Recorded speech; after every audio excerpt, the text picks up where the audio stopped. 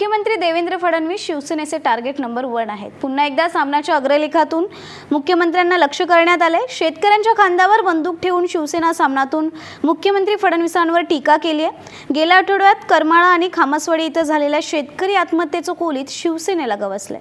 आता शेतकऱ्यांच्या मुख्यमंत्र्यांवरचा विश्वास उडत चाललाय असं सामनातून म्हटलंय।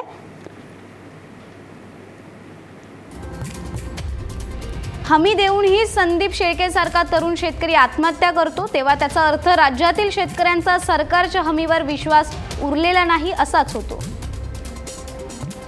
मुख्यमंत्र्यांच्या प्रामाणिकपणाविषयी शंका नाही, पण हा मुख्यमंत्र्यांचा शब्दावरील विश्वासाचाही प्रश्न आहे। या प्रश्नाचे उत्तर शेतकऱ्यांना नाही तर मुख्यमंत्र्यांनाच द्यावे लागणार आहे।